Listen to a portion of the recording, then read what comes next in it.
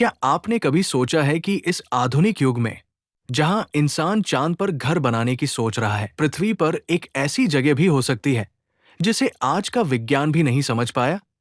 एक ऐसी अग्नि जो बिना किसी पाइपलाइन, बिना किसी गैस सिलेंडर और बिना किसी तेल के हजारों सालों से धधक रही है।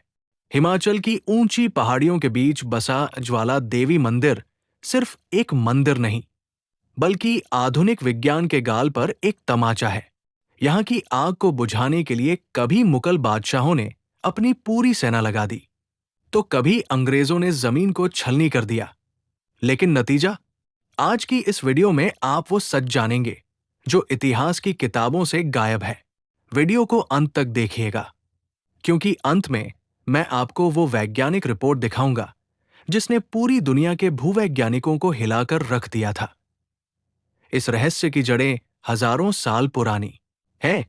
जब माता सती ने अपने पिता के अपमान से आहत होकर यज्ञ की अग्नि में खुद को भस्म कर लिया, तब महादेव के तांडव ने सृष्टि को विनाश के कगार पर ला खड़ा किया था। भगवान विष्णु ने सुदर्शन चक्र से सती के शरीर के 51 हिस्से किए। क्या आप जानते हैं कि हिमाचल के कांगड़ा में माता का कौन सा हिस्सा गिरा था? यहां गिरी थी माता की जिह्वा, जीभ। तंत्र विज्ञान कहता है कि जीभ अग्नि का कारक है, इसीलिए यहां माता की कोई पत्थर की मूर्ति नहीं है। यहां मां खुद अग्नि के रूप में प्रकट हुई है। मंदिर के अंदर 9 ऐसी ज्वालाएं हैं जो बिना किसी सहारे के जल रही है। इनमें से सबसे मुख्य ज्वाला है महाकाली। लेकिन ठहरिए, असली रहस्य तो उस ज्वाला में है जिसे सिद्ध कुंड कहा जाता है।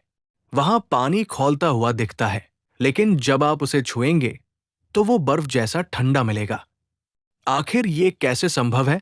इतिहास गवाह है कि जब जब इंसानी अहंकार ने दैवीय शक्ति को चुनौती दी है, उसे मुंह की खानी पड़ी है। 15वीं शताब्दी में जब शहंशाह अकबर को इस मंदिर के बारे में पता चला, तो उसने इसे कुदरत का करिश्मा नहीं बल्कि चालाकी समझा। अकबर ने अपनी चतुरंगिनी सेना को आदेश दिया कि पहाड़ों के झरनों का रुख मोड़कर इन ज्वालाओं पर डाल दिया जाए।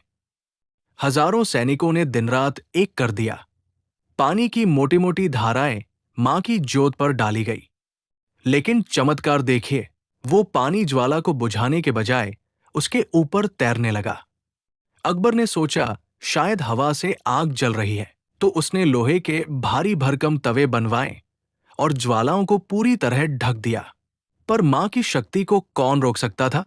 वो लोहे के तवे लाल होकर पिघलने लगे और ज्वालाएं उन्हें चीरकर बाहर आ गई।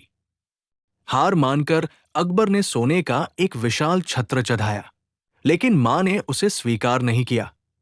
वो सोना पल भर में एक ऐसी धातु बन गया जिसे आज तक दुनिया की किसी भी लैब में पहचाना नहीं जा सका।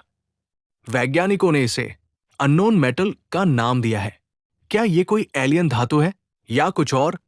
सिर्फ अकबर ही नहीं, 18वीं सदी में अंग्रेजों ने भी यहां अपनी पूरी ताकत झोंक दी थी। उन्होंने सोचा कि पहाड़ों के नीचे प्राकृतिक गैस, नेचुरल गैस का बड़ा भंडार है। उन्होंने हजारों फीट गहरी ड्रिलिंग की, विदेशी मशीनों से पहाड़ों का कोना कोना छान मारा, लेकिन उन्हें गैस की एक बूंद भी नहीं मिली। आजादी के बाद सोवियत संघ, रशिया के बड़े बड़े वैज्ञानिकों की टीम यहां आई। उन्होंने महीनों तक रिसर्च की। उनकी रिपोर्ट में एक ऐसी बात कही गई जिसने सबको चौंका दिया। उन्होंने कहा, अगर यहां गैस होती तो उसका प्रेशर एक जैसा नहीं रहता, लेकिन ये ज्वालाएं सदियों से एक ही लय में जल रही है, जो किसी भी प्राकृतिक नियम के विरुद्ध है। होता हुआ। लेकिन ठहरिए, ये कोई साधारण चूहे नहीं है। विज्ञान कहता है कि जहां चूहे होते हैं वहां प्लेग और बीमारियां फैलती है, लेकिन इस मंदिर का इतिहास गवाह है कि यहां आज तक एक भी भक्त बीमार नहीं पड़ा। आखिर क्या है इन चूहों का सच?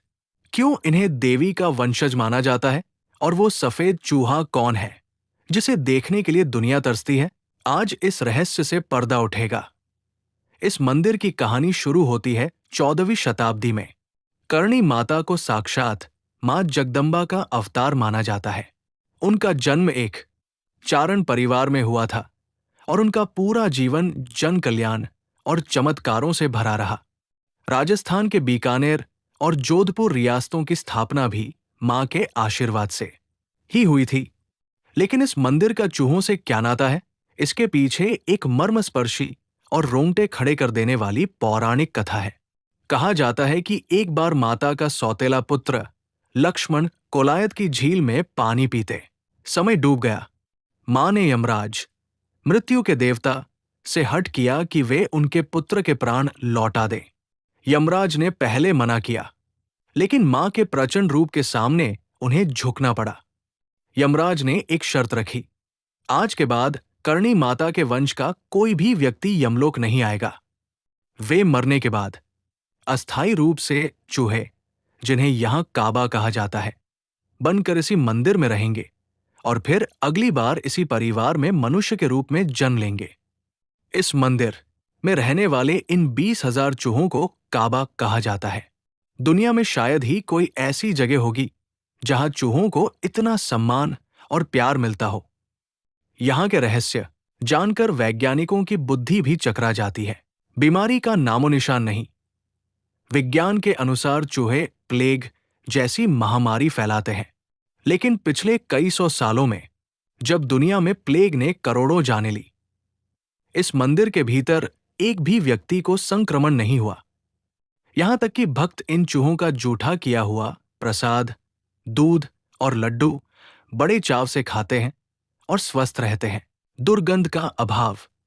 जहां हजारों जानवर हों, वहां भयानक बदबू होनी चाहिए, लेकिन इस मंदिर में आपको चूहों की कोई दुर्गंध नहीं आएगी।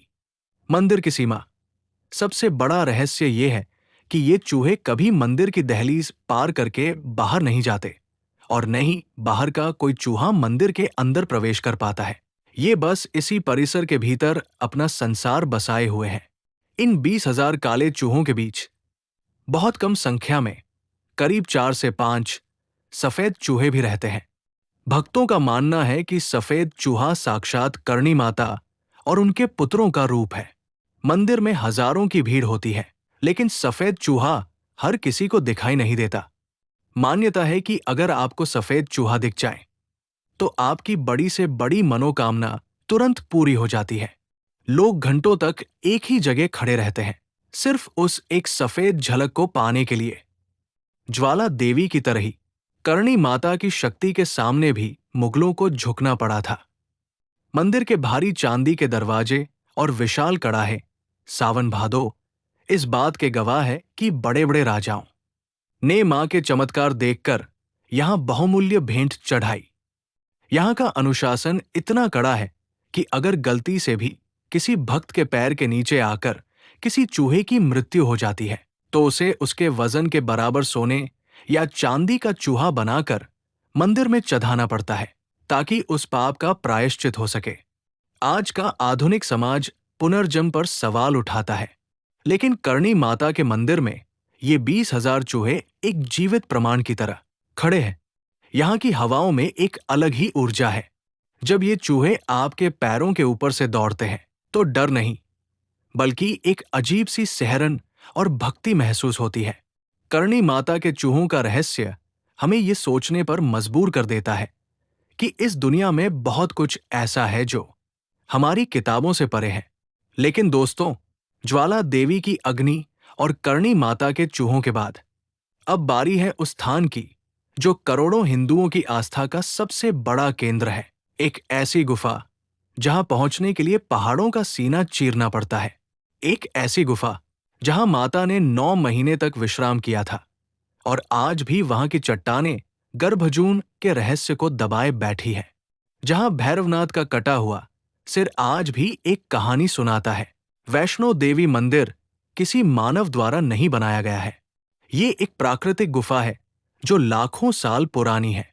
पौराणिक कथाओं के अनुसार माता वैष्णवी ने धर्म की रक्षा के लिए और कलयुग में भक्तों के कल्याण के लिए इस गुफा को अपना निवास स्थान चुना था। यहां माता किसी मूर्ति के रूप में नहीं, बल्कि 3 पिंडियों के रूप में विराजमान है: महाकाली, महालक्ष्मी और महासरस्वती।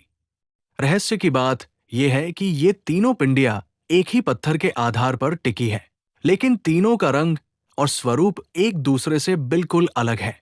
कोई नहीं जानता कि एक ही गुफा के भीतर चट्टानों का रंग इस तरह अलग-अलग कैसे हो सकता है। भवन पहुंचने से पहले भक्त अर्धकुंवारी रुकते हैं। यहाँ एक बहुत ही तंग और संकरी गुफा है, जिसे गर्भजून कहा जाता है। मान्यता है कि माता ने भैरवनाथ से बचने के लिए 9 महीने इस गुफा में वैसे ही बिताए थे, जैसे एक बच्चा अपनी मां के गर्भ में बिताता है। हैरान करने वाला तथ्य, ये गुफा इतनी संकरी है कि देखकर लगता है कि कोई बच्चा भी यहां से नहीं गुजर पाएगा।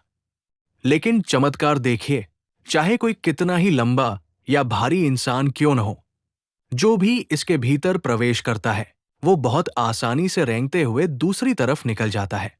आज तक यहां कोई नहीं फंसा। वैज्ञानिक इसे इलास्टिसिटी या बनावट का नाम देते हैं, लेकिन भक्तों के लिए ये मां की गोद का एहसास है। जब माता ने गुफा के भीतर प्रवेश किया, तो हनुमान जी पहरा दे रहे थे। जब भैरवनाथ ने गुफा में घुसने की कोशिश की, तो माता ने अपनी शक्ति से गुफा का दूसरा मार्ग बनाया और बाहर निकलकर भैरवनाथ का वध किया। माता के खड्ग के प्रहार से भैरवनाथ का सिर कटकर 3 किलोमीटर दूर भैरव घाटी में जा गिरा। अनसुलझा रहस्य, आज भी उस प्राचीन गुफा के भीतर से एक शीतल जलधारा निरंतर बहती रहती है, जिसे चरणामृत कहा जाता है। ये पानी कहाँ से आता है? पहाड़ की चोटी पर होने के बावजूद ये जलधारा कभी नहीं सूखती। साथ ही प्राचीन गुफा के पत्थरों पर आज भी उन आकृतियों को देखा जा सकता है, जो माता के चरणों और उनके आयुधों, शस्त्रों जैसी प्रतीत होती है। सुरक्षा और भीड़ की वजह से अब भक्तों के लिए नई गुफाएं बना दी गई है, लेकिन प्राचीन गुफा आज भी विशेष अवसरों पर ही खुलती है। कहा जाता है कि इस गुफा के भीतर कई ऐसे गुप्त रास्ते हैं, जो सीधे हिमालय की ऊंची चोटियों या पाताल लोक तक जाते हैं। पुराने समय के ऋषिमुनि इन्हीं रास्तों से सीधे मां के दर्शन करने आते थे। आधुनिक उपकरणों से जब इस गुफा की स्कैनिंग करने की कोशिश की गई, तो तरंगे, वेव्स, गुफा के भीतर एक बिंदु के बाद गायब हो गई, जैसे कि वहां कोई दूसरी दुनिया हो। ज्वाला देवी की अग्नि, करणी माता के 20,000 चूहे और वैष्णो देवी की ये पवित्र गुफा, ये तीनों स्थान हमें एक ही बात सिखाते हैं। विज्ञान हमें कैसे का जवाब दे सकता है, लेकिन क्यों का जवाब केवल आस्था के पास है। ये मंदिर हमारे गौरवशाली इतिहास और सनातन धर्म की उन शक्तियों के प्रमाण हैं, जो युगों युगों से इस सृष्टि की रक्षा कर रही है। दोस्तों,